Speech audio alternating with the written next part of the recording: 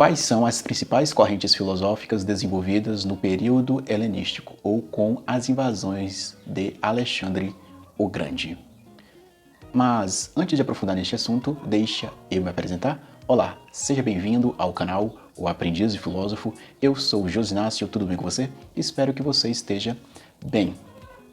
A habilidade desse vídeo aqui será reconhecer as diferentes escolas filosóficas desenvolvidas ou florescidas com a difusão da cultura grega com Alexandre o Grande. Bem, vamos nos situar aqui no período histórico.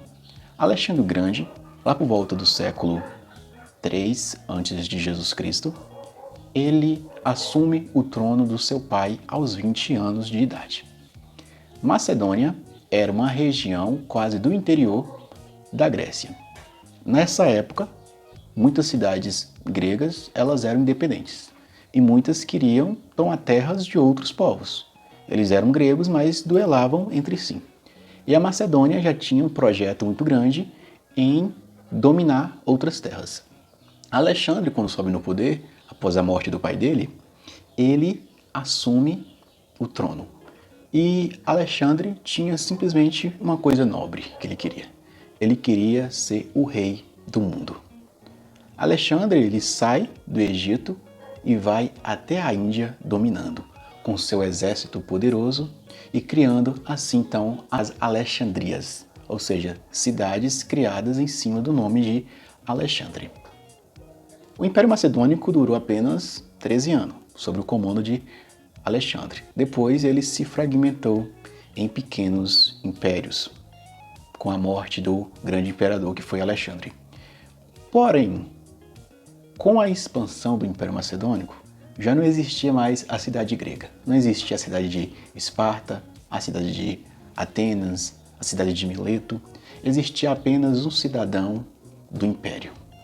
Ou seja, a cidade deixa de fazer sentido.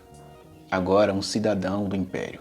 Você corresponde, ou os gregos naquela época, correspondia às leis do Império Macedônico. Não era mais as leis de uma cidade ateniense. Ou seja, Alexandre ele coloca fim ao que os gregos tinham experimentado, que era a democracia. De homens irem votar ou discutir sobre questões políticas e morais. Devido isso, começa a aparecer correntes filosóficas que normalmente a filosofia ou correntes filosóficas elas brotam devido a uma crise que vai acontecendo na sociedade. Nesse período aparecem 4 correntes filosóficas, que são elas o ceticismo, epicurismo, cinismo e estoicismo. O ceticismo vai ser muito difundido por Pirro de Lis, que de forma filosófica, ser cético naquela época era simplesmente o que nós chamamos hoje de ateu. Cético é aquela pessoa que duvida, ou simplesmente aquela pessoa que está em busca de um conhecimento, ou simplesmente ele diz que o conhecimento ou a verdade talvez exista, mas é impossível ser acessado. Esse movimento de ceticismo já havia sido frutificado um pouquinho com os filósofos sofistas, especialmente Algorgias, que o Gorgias já dizia que se a verdade existe, ela era impossível de acessá-la. Ou seja, a doutrina cética vai dizer que a mente humana não pode atingir a certeza alguma a respeito da verdade. E a mente humana sempre está em constante dúvida. O epicurismo vai ser uma corrente filosófica fundada por Epicuro.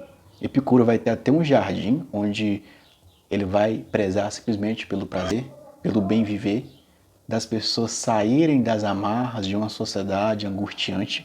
Então, a escola do epicurismo, fundada por Epicuro, é uma corrente filosófica que dizia que a liberdade e a tranquilidade da alma está diretamente ligada à busca do prazer.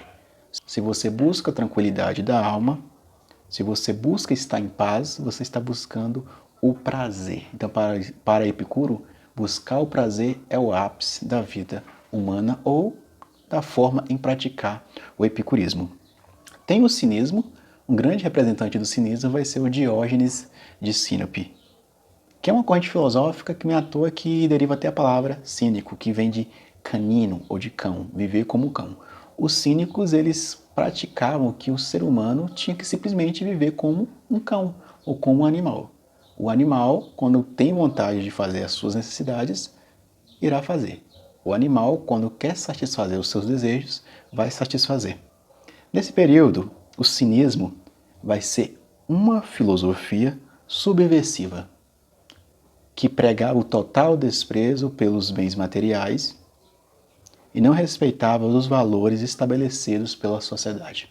Normalmente, um cínico aqui dava muito trabalho, porque ele desrespeitava os valores da sociedade e tinha desprezos pelos bens materiais, pela luxúria. A história de Diógenes de Sinope mostra que Diógenes simplesmente andava na rua com a forge, com a cuia, simplesmente com uma roupa, simplesmente com a própria roupa do corpo. Vamos dizer, nos dias de hoje, Diógenes era quase um mendigo. E por último, tem a corrente filosófica mais famosa aqui na contemporaneidade, mais famosa entre nós aqui no século XXI, que é o estoicismo. O estoicismo foi fundada por Zenão de Sítio, que após perder a sua embarcação, ele percebeu que a filosofia poderia ensinar ele a ser mais desapegado dos bens materiais. Estoa deriva da palavra ali, varanda, onde os filósofos ficavam pensando, refletindo.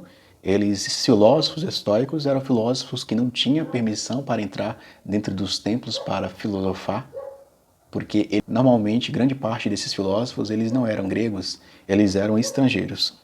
O estoicismo foi uma corrente filosófica criada nesse período helenístico que preza a fidelidade ao conhecimento, ou seja, os estoicos tinham que buscar conhecimento, os estoicos prezavam pela busca e também pela fidelidade do conhecimento. E os estoicos também, eles focavam em tudo aquilo que a pessoa pode controlar.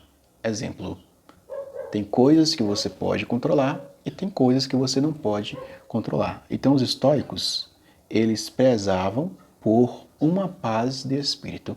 Não é à toa que o estoicismo vai fazer uma contraposição ao epicurismo. Se o epicurismo buscava simplesmente o prazer, os estoicos não é simplesmente o prazer. Mas os estoicos falam que você tem que buscar desenvolver virtudes. Você tem que ter uma busca constante pelo conhecimento e ser amigo da sabedoria.